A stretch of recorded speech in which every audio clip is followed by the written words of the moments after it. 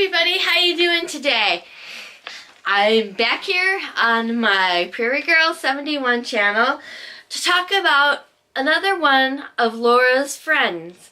Her name is Mary Power, and she was born in Tuscarora, New York on April the 3rd, 1866, which means she's a little bit younger than Laura, and was the fourth surviving child of Thomas and M. Elizabeth Power.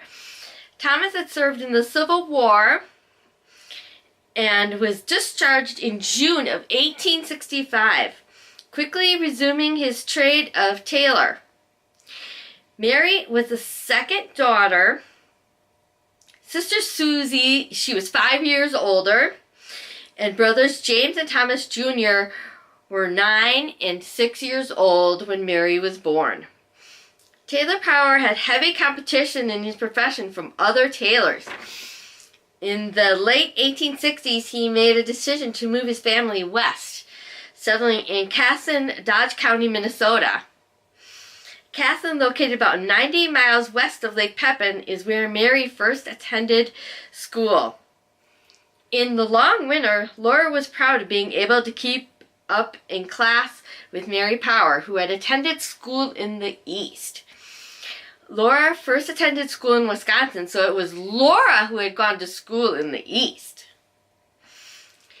While living in Casson, the Power family added Sister Eliza Jane and brother Charles to the group of siblings. By 1880, Father Thomas felt the lure of the Western Prairie.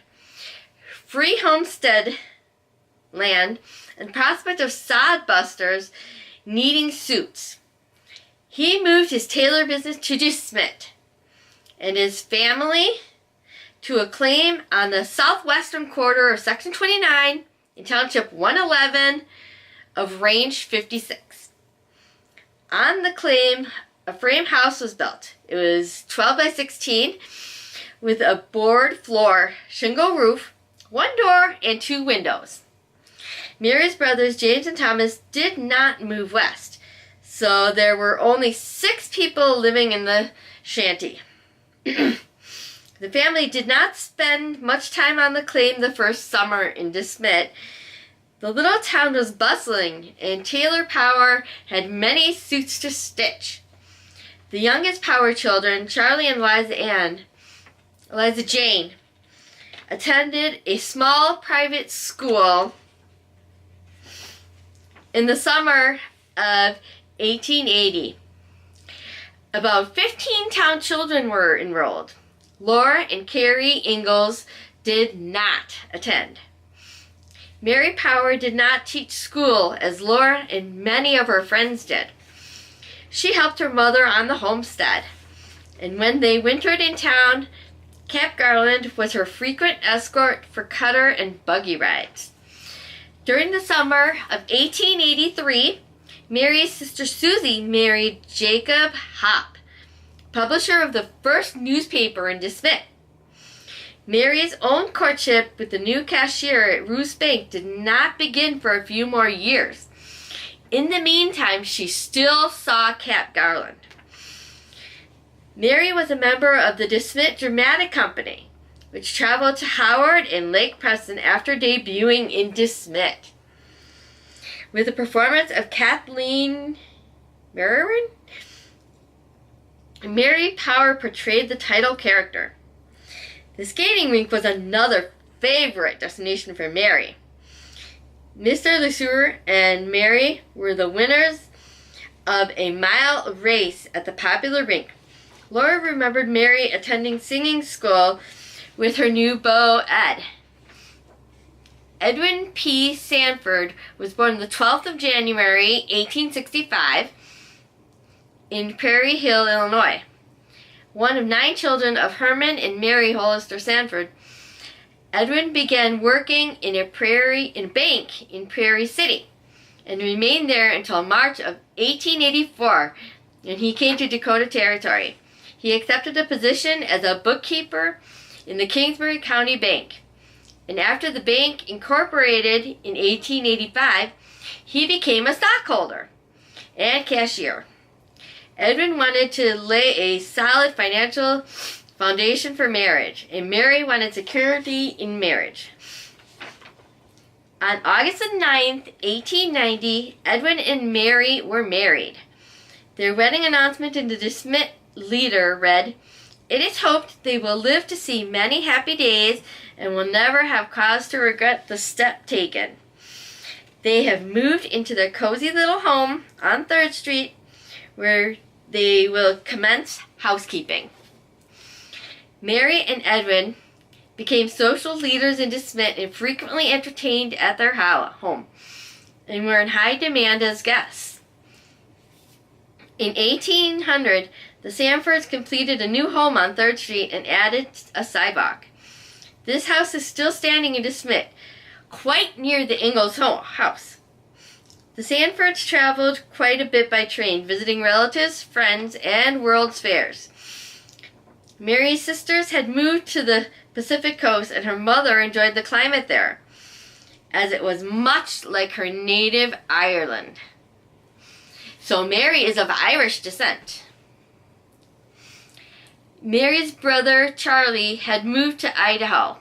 Mr. Power died in 1900 and was buried in the DeSmet Cemetery.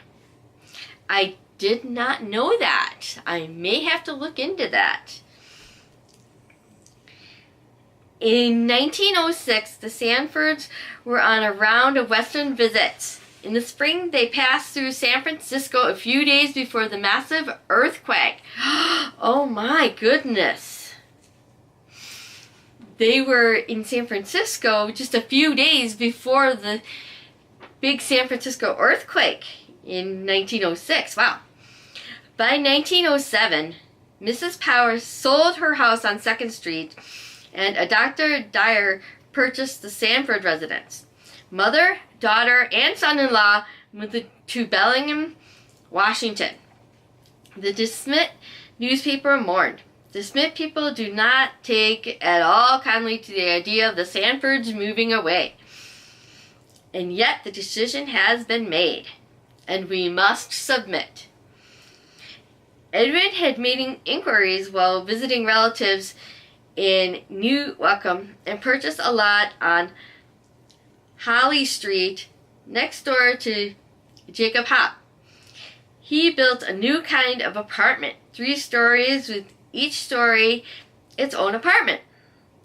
Mary and Edwin had the ground floor, and Mrs. Power the 2nd floor, the next floor, with its own entry, and the 3rd floor was a rental.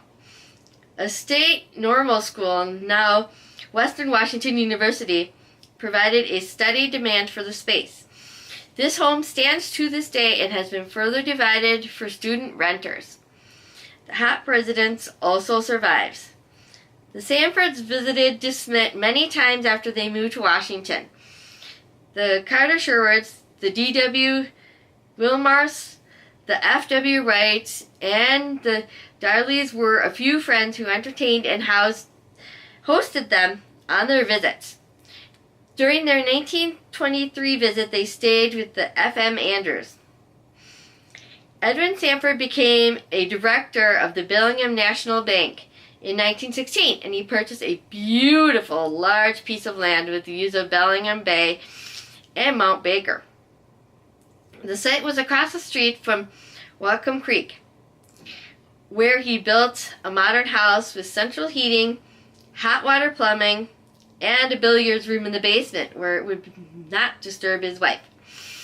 Outside on the grounds, they planted shrubs and fruit trees and flowering vines. Even though the original property has been subdivided, the surrounding of the home has a park-like atmosphere to this day. Deer graze in the yard, and black squirrels and gray squirrels mingle in the trees. Mary became ill in 1928, and her death was announced in the DeSmet paper in October of 1929.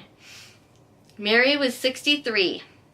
Mary and Edwin did not have children, but they were favorites of their many nieces and nephews.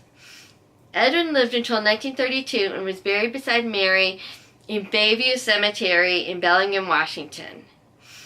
There is no documentation showing that Laura Ingalls Wilder and Mary Powers Sanford remained in contact in their adult years. Perhaps Mary stopped in to see Ma and Mary Ingalls and learned of Laura's new life in the Ozarks.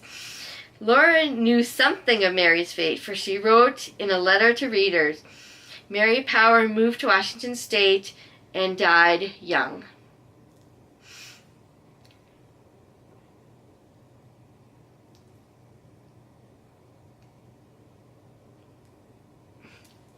So that's a little bit about Laura's friend Mary Power, who was a very good friend of Laura's, and I hope that you guys have enjoyed so far this series, this little series. I've only got one more that I have information on of Laura's friends, which is Cap Garland. So look forward to that one.